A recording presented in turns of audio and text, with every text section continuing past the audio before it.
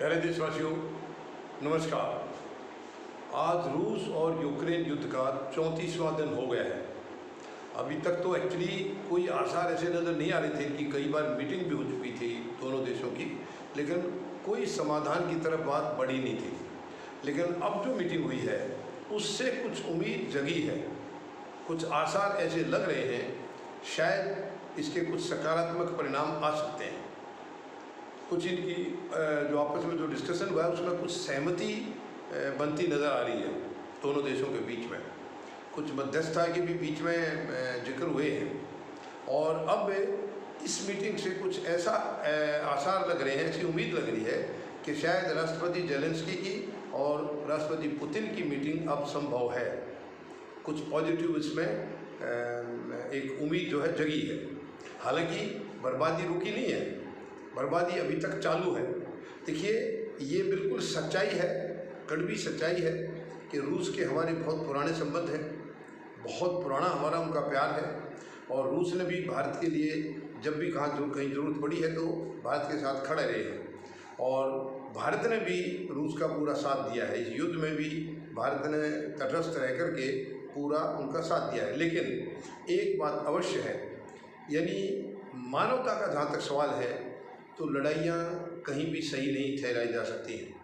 कोई भी लड़ाई मानवता के खिलाफ है और वैसे भी किसी किस्म की भी सिचुएशन हो, ये केवल बातचीत से ही हल निकलता है। समाधान जो निकलेंगे वो हमेशा बात से निकलेंगे। अब इनका भी 24 दिन तो हो गए हैं, अब ये हो सकता है लड़ाई रुक भी जाए, ऐसे आसार कुछ जो बने डेवलपमेंट, तो ये भी उम्मीद लगाई जा सकती है कि शायद ये लड़ाई अब जल्दी रुक जाए, या हो सकता है किसी कारण से सहमति ना बन पाए तो और लंबी भी खिंच सकती है। लेकिन फिलहाल लड़ाई वैसे जारी है। कुछ अब क्या फैसला होता है इनके दोनों देशों के बीच में, देखिए लड़ाई तो लड़ाई है, चाहे वो कम है या ज़्यादा है, तो लड़ाई का मतलब तो यही है वो बंद होनी चाहिए। बंद होगी तभी हम ये कह सकते हैं कि हाँ अब शांति कायम होगी। अब इन दोनों देशों के बीच में ज़रूर हालात नॉर्मल होंगे। लेकिन मेन मुद्दा जो था जिसकी वजह से ये तकरार हुई थी रूस और यूक्रेन के बीच में, वो था नेटो की मेंबरशिप। और नेटो की मेंबरशिप के लिए करीब करीब यूक्रेन ने मना कर दिया है। तो अगर ये चीज़ें पहले ही डेवलपमेंट हो जाता है, इनका पहले इस बात पर गौर कर ली जाती तो शायद ये नौबत आती नहीं।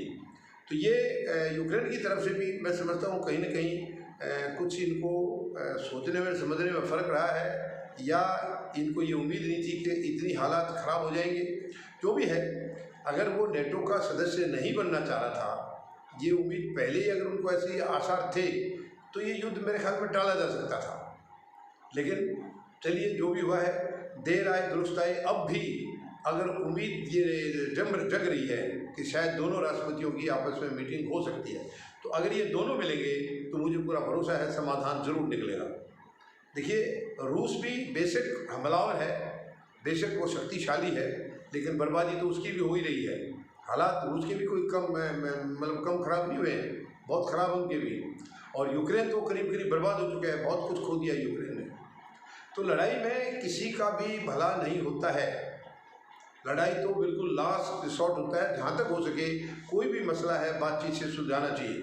और मैं समझता हूँ कि कोई चीज़ ऐसी नहीं है जो बातचीत से ना सुलझाई जा सके। अगर इंटेंशन सही है दोनों तरफ की, मकसद सही है, इंटेंशन सही है, तो कोई वजह नहीं है कि हम आपस में बैठ कर के इनका समझौता आपस में बैठ के ना कर लें।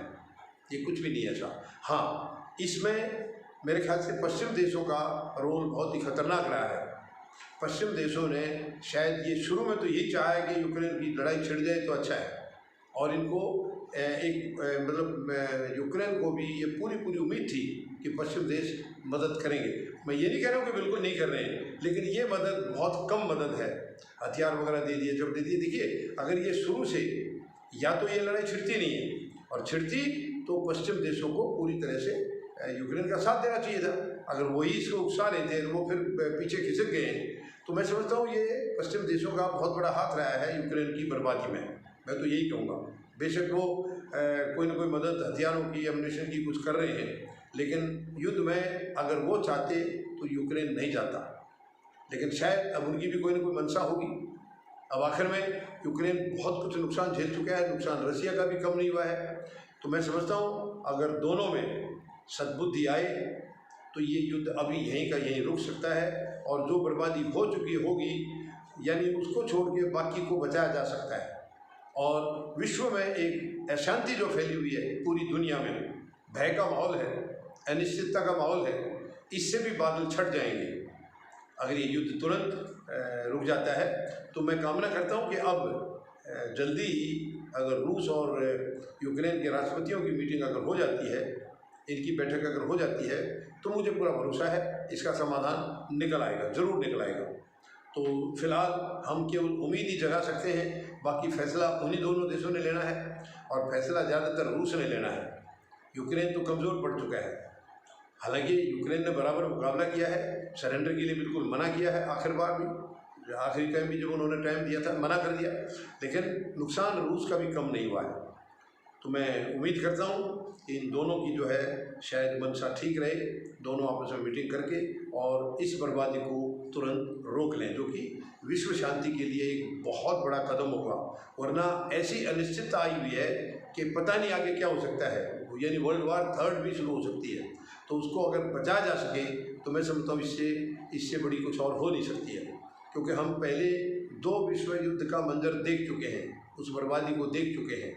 तो ऐसी बर्बादी दोबारा फिर कभी मौका ना आए तो शायद हमारे विश्व में इससे बड़ी और कोई बात हो नहीं सकती है। तो उम्मीद लगाते हैं शायद ये इनकी यहीं पर बात यहीं जितनी बर्बादी हो चुकी है यहीं पर बात ख़त्म होकर के शायद इनकी कोई ना कोई कंप्रोमाइज़ हो जाएगा। धन्यवाद। जय जवान,